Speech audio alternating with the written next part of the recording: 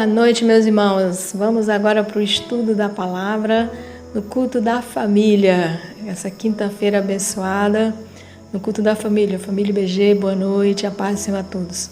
Espero que você esteja realizando esse culto. O tema do nosso estudo hoje é: ser conhecido pelo nome é pré-requisito para ser amado. É muito importante refletir isso dentro da própria família. Em Gênesis 22:1 diz: depois dessas coisas, Deus pôs Abraão à prova e lhe disse: Abraão, este lhe respondeu: eis-me aqui. Interessante que em João capítulo 10, versículo 1 e 2 diz: em verdade, lhe digo, quem não entra no curral das ovelhas pela porta, mas sobe por outro lugar, esse é ladrão e salteador. Aquele, porém, que entra pela porta, esse é o pastor das ovelhas. Versículo 3: para este, o porteiro abre, as ovelhas ouvem a sua voz, ele chama as suas próprias ovelhas pelo nome e as conduz para fora. Glória a Deus. Vamos orar? Deus soberano, maravilhoso Senhor, obrigado, Pai, porque o Senhor é o nosso pastor, porque o Senhor conhece nossas fragilidades, conhece nossos tesouros, nossos valores. O Senhor sabe o que nos deu e sabe o que pede de nós. Muito obrigado, Senhor, pela salvação. Obrigado por sermos igreja, sermos tuas ovelhas. Fale conosco na pessoa do Espírito Santo. Obrigado, Espírito Santo, por estar agora na palavra, em nós e no lar de cada um dos servos do Senhor. Em nome de Jesus nós oramos. Amém. Amém, amém, igreja, amém. Glória a Deus. Queridos, Deus pôs Abraão à prova, pois o conhecia e o amava. Essa foi a base: conhecimento e amor. De vez em quando, Deus nos coloca à prova também. Se estivermos prontos, se ouvirmos a sua voz, não endurecermos nosso coração, vamos saber o que Ele indica para que a gente possa entregá-lo ou fazer. Bem, Ele pede que entreguemos uma pessoa amada, às vezes, um grande sonho, um trabalho conquistado, outra coisa que tenha valor e importância para nós mesmos, mas principalmente para o próprio Deus. Então, um dos resultados, dessa entrega, dessa obediência, desde saber ouvir a voz de Deus até obedecer, é revelar se Deus realmente é o primeiro em nossa vida. Se Ele está no primeiro lugar. Quem é Deus para nós? Quem é Deus para o servo dele? Isso é importante. Então, a história de Jó é um exemplo disso. Bem como a prova, aqui, que nós acabamos de ler o primeiro versículo, de Abraão e de Isaac. Lá em Mateus 6,33, a palavra do Senhor revela que devemos buscar em primeiro lugar o reino de Deus, e as outras coisas, as demais coisas que nós necessitarmos, será acrescentada.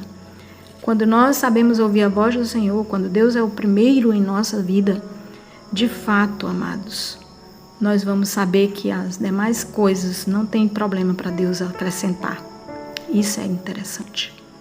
Então Deus, Ele provou Abraão e Abraão entendeu que o que fosse necessário e ele não tivesse ali, Deus acrescentaria. Entendeu? Porque Ele estava dando realmente o lugar que Deus merece, primeiro lugar. Deus chamou Abraão pelo nome com frequência. Várias vezes Deus chamou Abraão pelo nome. Como seus filhos, Ele faz isso conosco. Nós somos seus filhos. Ele nos chama pelo nome. Então, querido, fica atento. Minha irmã, fique atenta. Para quando Deus chamar você pelo nome. Pois algo específico que só você vai poder oferecer a Deus está com você. Está sob o seu controle. E é preciso entregar no controle de Deus. Meu irmão, minha irmã, se você não lembra qual foi a última vez que Ele fez isso, que Ele lhe chamou, você não o atendeu. Porque é marcante, pessoas são abençoadas, coisas acontecem para a glória de Deus. E ninguém esquece de um eis-me aqui. Então é hora de parar para ouvi-lo. Ele pode estar chamando pelo seu nome. Não é possível? Então, eu quero ouvir Deus me chamar? Essa é a pergunta, é a questão. Eu quero ouvir Deus me chamar? Querido, se é assim, minha amada, se é assim, eu lhe dou um conselho pastoral, bíblico, entendeu? É hora da gente santificar os nossos pensamentos. Santifique seus pensamentos com a palavra de Deus.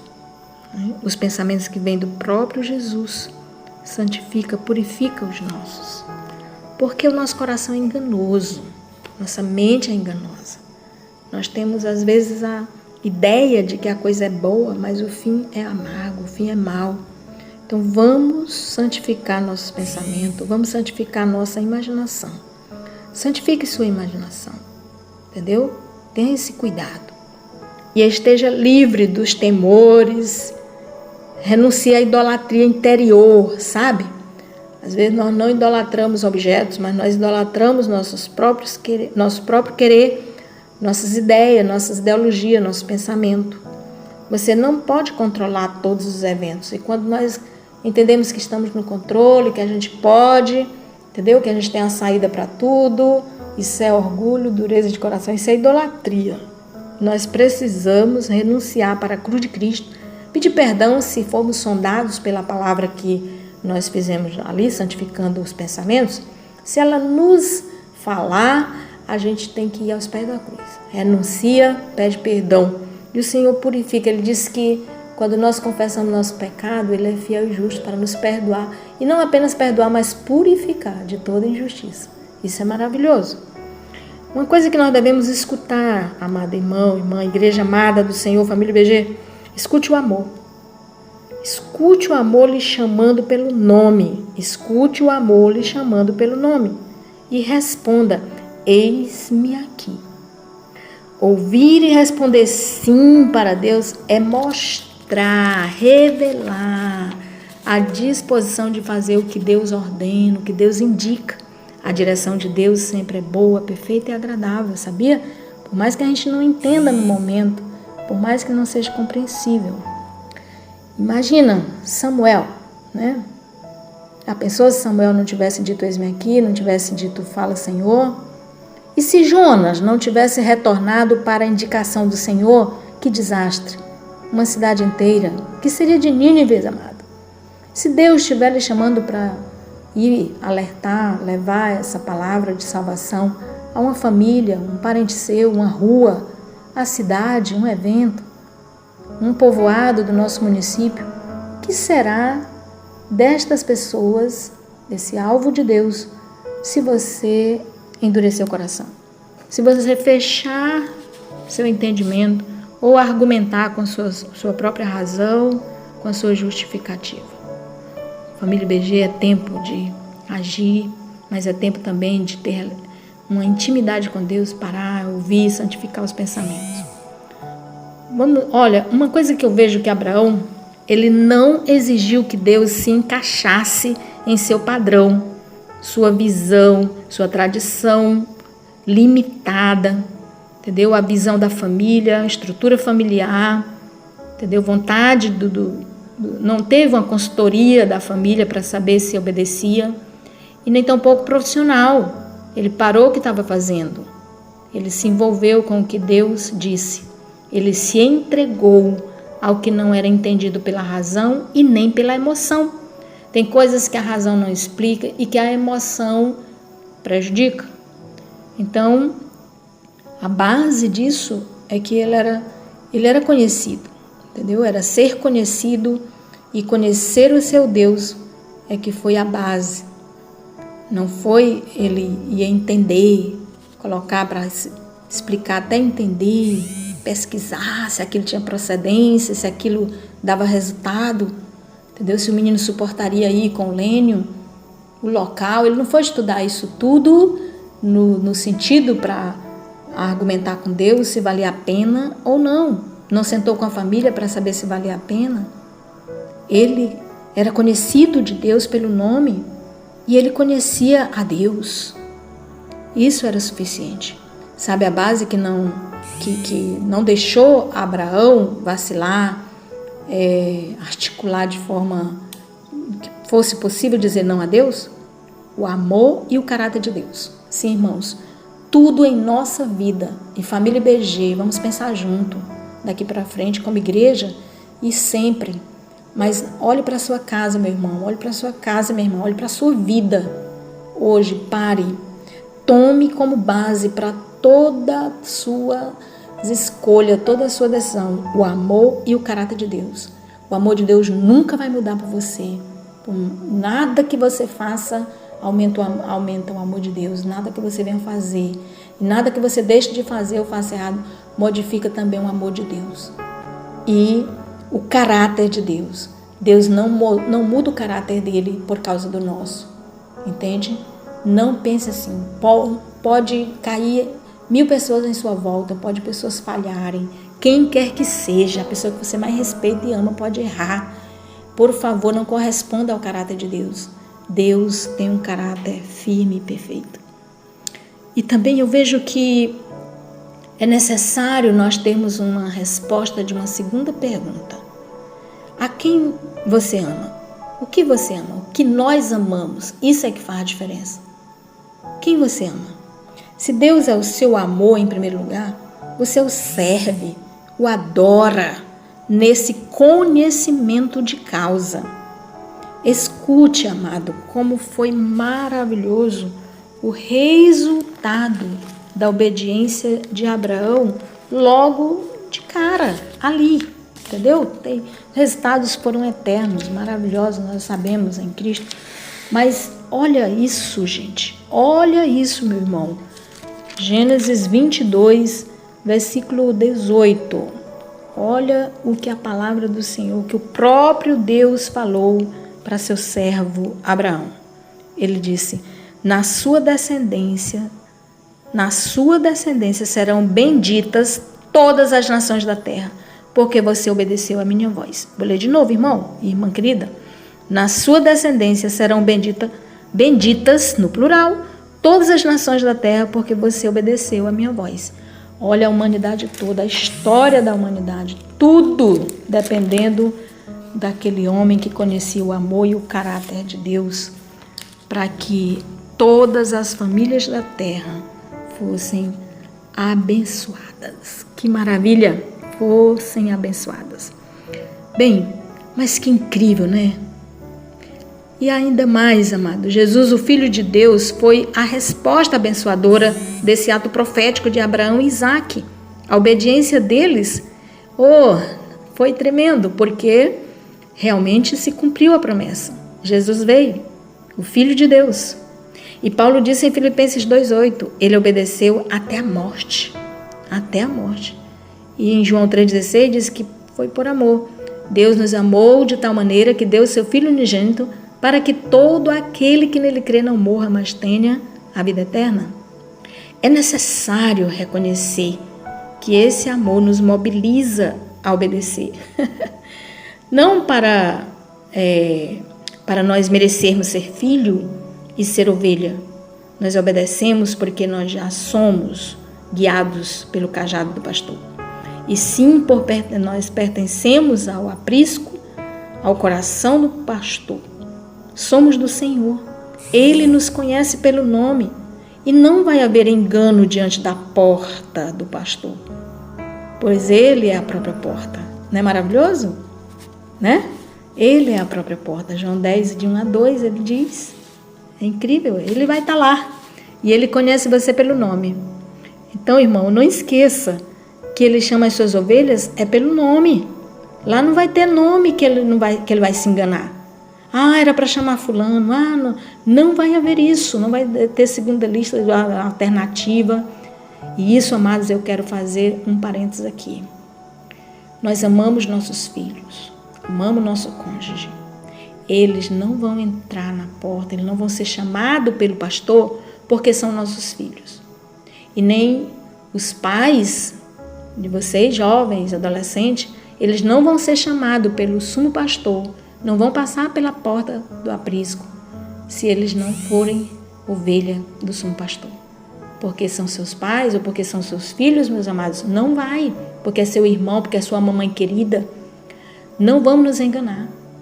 No Brasil, brasileiro, eu acho que outras nações também, as pessoas gostam de dar jeitinho. A gente dá jeitinho em casa, entendeu? Mas quando Jesus se colocou realmente como pastor e deu a vida pelas ovelhas, é porque só Ele, quem crê no Senhor Jesus, será salvo.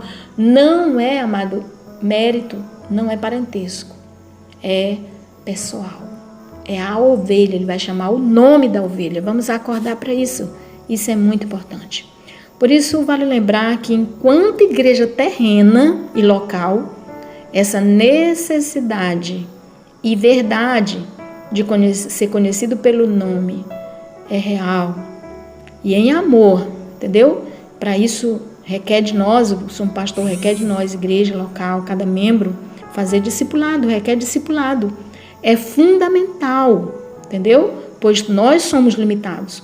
Não há uma ovelha na igreja, não há uma ovelha, por mais que o dom seja interessante, que não seja limitada. Então, ela não pode conhecer todas, né? Somos limitados. É possível não dar conta pelo nome de cada ovelha e alimentar de perto, chamando pelo nome uma pessoa só, é possível não dar conta, certo? Por isso foi distribuído os dons para que seja apacentado, seja discipulado os novos na fé, as novas ovelhas que vão nascendo.